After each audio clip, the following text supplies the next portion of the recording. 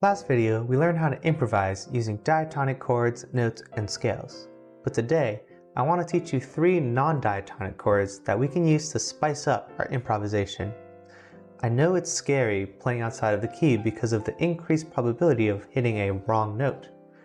But I'm hoping if I introduce these non-diatonic flavors in bite-sized pieces, you guys will gradually become more comfortable playing outside of our home key. So, let's jazz and jam. Our first non-diatonic chord is going to be the simplest. We're just taking our tonic and making a temporary dominant, or secondary dominant if you will, and we do that just by flatting the 7th. What this does, it creates this temporary dominant that leads really nicely into the subdominant or the 4 chord. Now that was a lot of jargon. Let's show you guys an example. In the key of C, the tonic is going to be the 1 chord, C.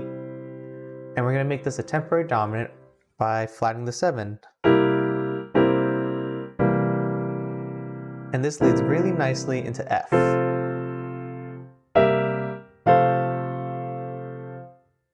The reason this works is because going from C major, or even C major 7, to C7 is only a difference of 1 note, and that moves a half step.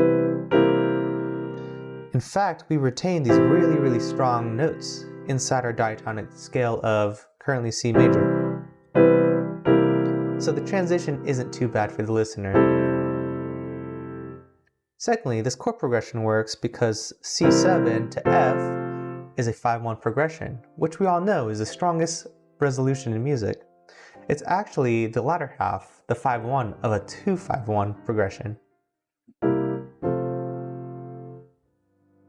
When can we use this? We can use this temporary dominant chord every time we land on our tonic. So for example, if I'm going to play a little diddly,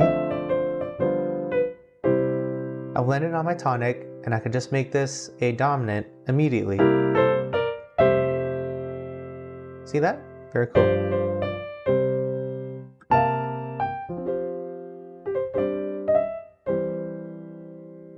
And where can we go from here? You can stay in the key of C, or you can modulate to F.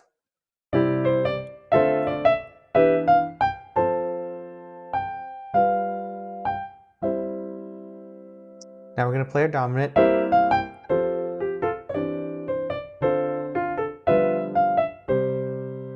I'm back on my dominant. Back on my tonic. I'm going to make it a dominant, but this time I'm going to go to F and stay there.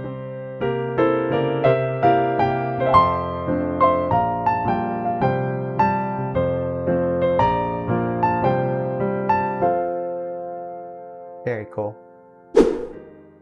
Now I've covered this chord in a previous video linked right here, but it's so useful I want to reiterate it again. The minor 4 is exactly what it sounds like. We're just going to take the 4 chord and make it minor by flattening the 3rd. Again, in the key of C, the 4 is going to be F. Here's the triad, we're going to flat the 3rd. Here's 1, 3, 5, flattening the 3rd. And if you want to get fancy, you could even make it a minor 7. And we go back to our tonic as fast as that.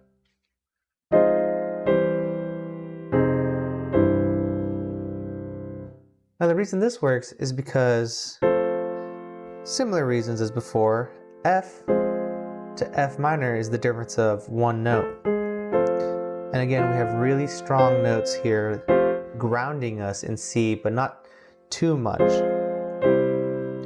Secondly, this F minor chord is actually diatonic and found in the parallel key. So the parallel key to C major is going to be C minor. And F minor again is diatonic to that key. So we're essentially just borrowing it for a little bit. Another reason it works is because, and this is a little bit more advanced, so don't drop off just yet, but F minor is part of a backdoor 2-5-1 to C.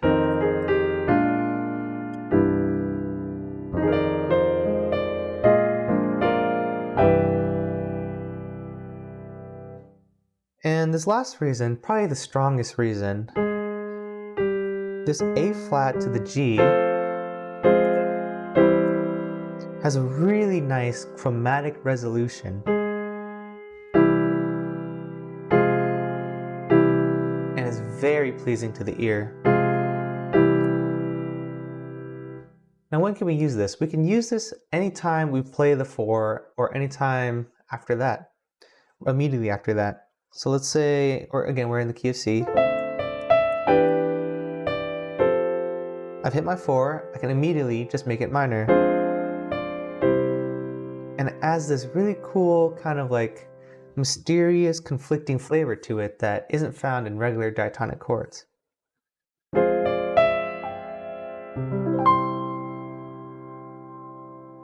Where can we go from here? Again, we can stay in the key of C, or we can modulate. And now this minor 4 is actually a minor 2 of E flat major. And knowing what we know, we can do a 2-5-1. The minor 2, let's pretend we're going to E flat major now, so you gotta think in E flat major. Minor 2, dominant 5 is gonna be a B flat 7, and we go 1, just like that. And let's show an example of how we can modulate like that.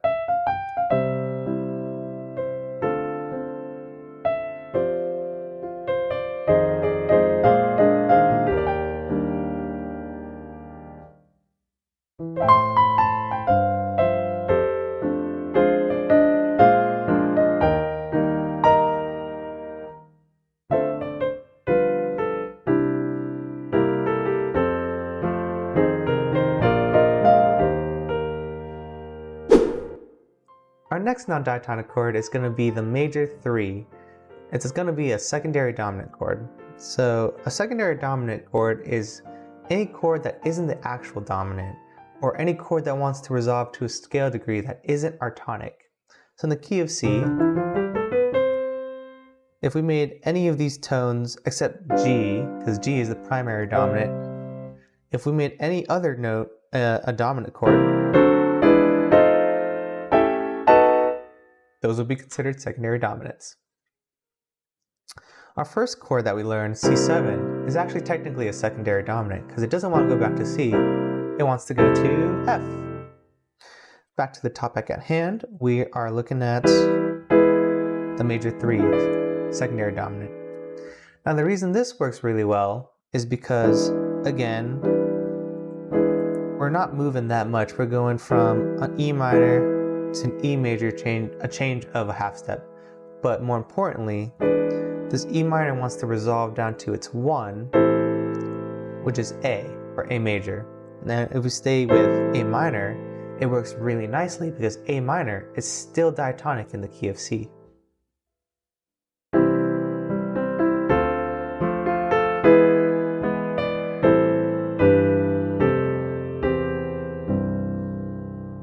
Pretty cool, right? When can we use this? Well, you can replace any time you're about to hit a minor 3. Instead, just do the major 3.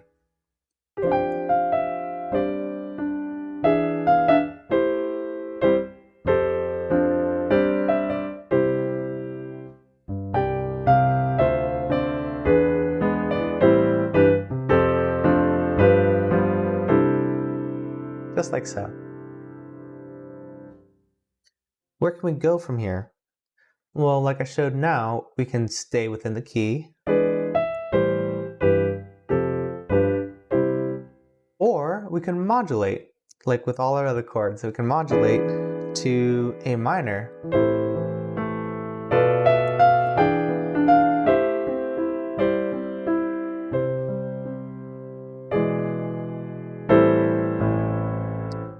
We can also modulate to A major. I don't really recommend it. It doesn't sound all that great, but you can do it.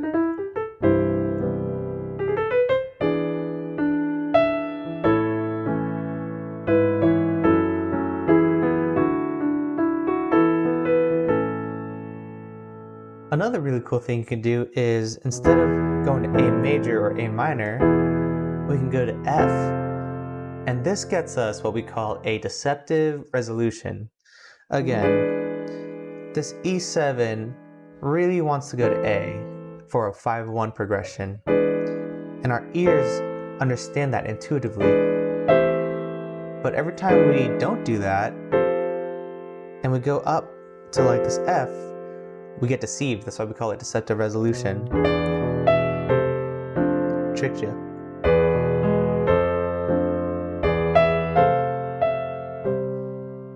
And it's a pretty cool sound. A lot of bands use this actually, like the Beatles are really well known for using this deceptive resolution.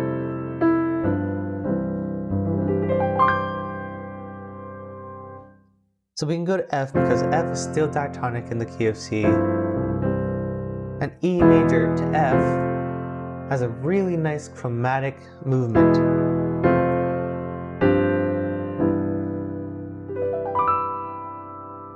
Very cool. Now let's do an example where we combine all those three non-diatonic chords into one improvisation.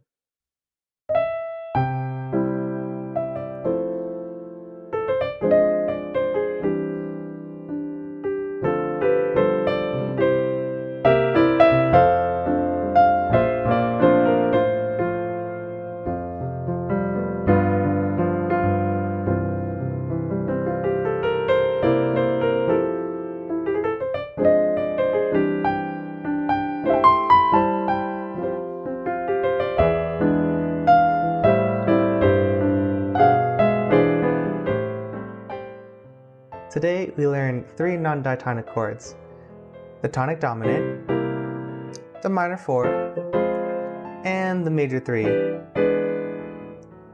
Try to incorporate these in your improvisation as much as you can, because the more exposure your ears get to that sound, the more comfortable you'll be playing outside of the key.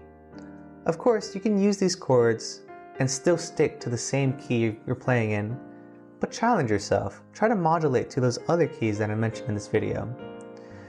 And I hope you guys will join me in my mission to explore new infinities sonically, being a good person, and living a life teamed with music.